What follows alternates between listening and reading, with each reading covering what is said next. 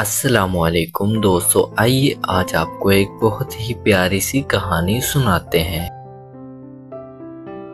ایک دفعہ کا ذکر ہے، ایک بہت بڑے محل میں ایک بادشاہ اور اس کی 7 بیٹیاں رہتی تھیں۔ وہ ان 7 سے بے پناہ محبت کرتا تھا اور ان کے ہر آرام کا خیال رکھتا تھا۔ وہ آپس میں مل جل کر رہتی تھی اور ایک دوسرے کا بہت خیال رکھتی تھی۔ وہ سب پڑھ رہی تھی۔ ان میں سے بادشاہ کی 2 بیٹیاں پڑھائی کے لیے اپنے شہر سے باہر گئی ہوئی تھی۔ بادشاہ کے ذہن میں ایک سوال تھا جو اس نے سوچ رکھا تھا کہ جب سب اکٹھے ہوں گے تو میں اپنی بیٹیوں سے پوچھوں گا، کیونکہ بادشاہ کو لگتا تھا کہ زندگی کا کوئی پتہ نہیں، میں اپنے جیتے جی اپنا سب کچھ اپنی بیٹیوں کے حوالے کر جاؤں اپنے ہاتھوں سے۔ لیکن اس کو سمجھ نہیں آ رہی تھی کہ وہ کیسے تقسیم کیا جائے سب میں۔ اس لیے بادشاہ نے یہ سوال سوچ رکھا تھا، اور پھر ایسے ہی ایک دن وہ دونوں شہزادیاں بھی چھٹیاں منانے گھر آئی ہوئی تھی۔ تو بادشاہ نے سب بیٹیوں کو پیغام بھیجا کہ آج سب کھانا ایک ساتھ کھائیں گے۔ پھر جب دسترخوان سجایا، وہ سب لوگ ساتھ کھانے پر بیٹھے تھے۔ بادشاہ نے اپنی بیٹیوں سے سوال پوچھ لیا کہ تم لوگ مجھے کتنا چاہتی ہو؟ تو بڑی شہزادی نے کہا، بابا میں آپ کو بہت زیادہ چاہتی ہوں۔ اس پر بادشاہ نے کہا کہ کتنا زیادہ؟ تو بڑی شہزادی نے کہا، بابا میں آپ کو گلاب جامن کی طرح چاہتی ہوں۔ بادشاہ نے خوش ہو کر کچھ گاؤں دے دیے۔ پھر بادشاہ نے دوسری بیٹی سے پوچھا، تو دوسری نے کہا، بابا میں آپ کو برفی کی طرح چاہتی ہوں۔ بادشاہ نے اس کو کافی بڑا علاقہ بخش دیا۔ تیسری لڑکی نے کہا، بابا میں آپ کو امرتی کی طرح چاہتی ہوں۔ اس کو بھی بادشاہ نے زمین و جائیداد دے دی۔ اسی طرح وہ سب سے پوچھتا گیا اور سب کو مال و دولت ملتی رہی۔ 7ویں لڑکی سے جب بادشاہ نے پوچھا، تم مجھے کتنا چاہتی ہو؟ تو اس نے بڑے پیار سے کہا، بابا میں آپ کو نمک کے برابر چاہتی ہوں۔ یہ سن کر بادشاہ کو جلال آ گیا۔ کہنے لگے، سب مجھے اتنا چاہتے ہیں، تم کیوں نمک کے برابر چاہتی ہو؟ اس پر بادشاہ کو غصہ آ گیا اور وہ بہت زیادہ ناراض ہوئے۔ چھوٹی بیٹی کو اپنے مال و دولت سے بے دخل کرتے ہوئے محل سے نکال دیا اور کہا، اب کبھی یہاں قدم نہ رکھنا۔ پہلے تو شہزادی نے سوچا کہ اب میں کہاں جاؤں گی، لیکن شہزادی نے صبر سے کام لیا اور سوچتے ہوئے شہزادی چل پڑی۔ وہ ایک جنگل میں پہنچ گئی اور پتوں اور لکڑیوں کا ملا کر ایک جھونپڑی بنا کر وہاں رہنے لگی۔ بھوک لگتی تو پھل کھا لیتی، سوکھے پتوں کا بستر بنا کر سو جاتی۔ ایک دن جب وہ سو کر اٹھی تو دیکھا رنگ برنگی چڑیوں کے پر ہر طرف بکھرے پڑے تھے۔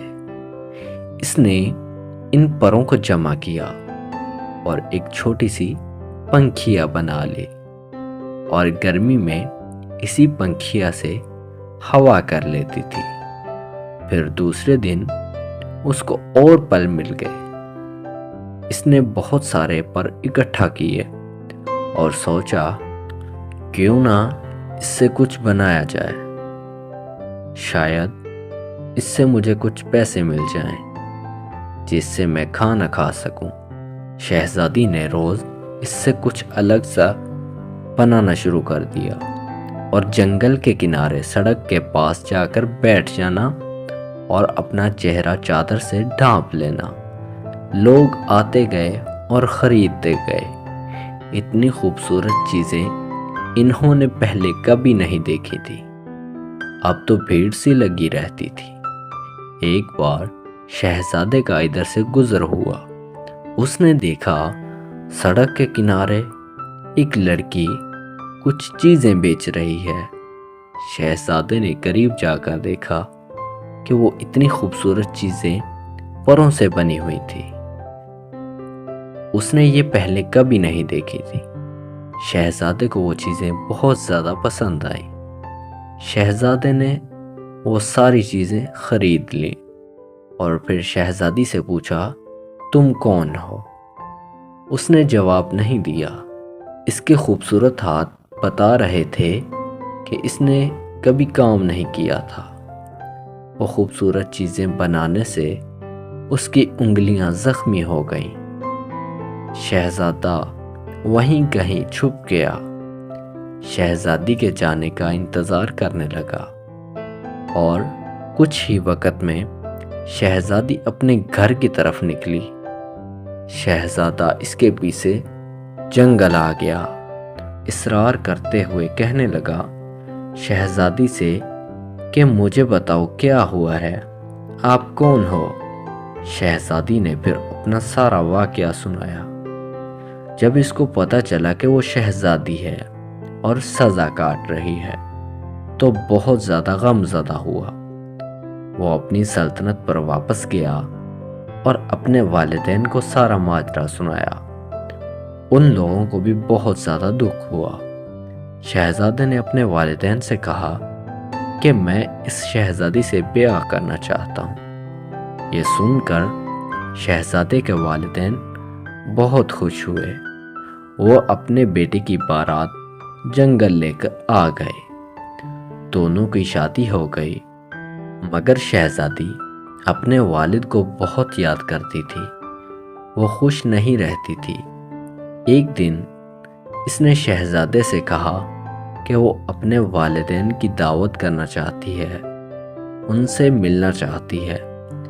شہزادے نے زبردست دعوت کا انتظام کیا۔ بادشاہ کو دعوت دی۔ شہزادی نے کہا سارا انتظام آپ دیکھیے، مگر اپنے والدین اور بہنوں کے لیے کھانا خود تیار کروں گی۔ سارے مہمان آ گئے اور کئی دسترخوان لگ گئے اور بادشاہ اور شہزادیوں کے لیے کھانے کا الگ سے انتظام کیا گیا۔ وہ جب کھانا کھانے بیٹھے تو ان کی بیٹی سامنے آ کر بیٹھ گئی۔ اس نے نقاب پہن رکھا تھا۔ جب بادشاہ نے پہلا نوالا لیا تو کھانے میں نمک نہیں تھا۔ دوسری ڈش نکالی، وہ بھی بغیر نمک کے تھی۔ تب ان کو بہت غصہ آیا کہ مجھے بلا کر یوں بغیر نمک کے کھانا کھلایا گیا۔ تب چھوٹی شہزادی نے اپنی نقاب ہٹائی اور کہا، بابا میں بھی آپ کو نمک کے برابر چاہتی ہوں۔ یہی کہا تھا میں نے، نمک کے بغیر کسی چیز میں لذت نہیں ہوتی۔ بادشاہ چونک اٹھا۔ پھر اس نے آگے بڑھ کر بیٹی کو گلے لگا لیا اور اس کی آنکھیں بھر آئیں۔ بیٹی سے معافی مانگی تو شہزادی نے کہا، کوئی بات نہیں بابا، اللہ تو سب کا ہے، آپ پریشان نہ ہوں، میں اب بہت خوش رہتی ہوں۔ بہنوں نے بھی معافی مانگی اور گلے لگایا اور شہزادی نے سب کو کھلے دل سے معاف کر دیا، مگر ان سب کو احساس دلا دیا کہ وہ غلطی پر ہیں۔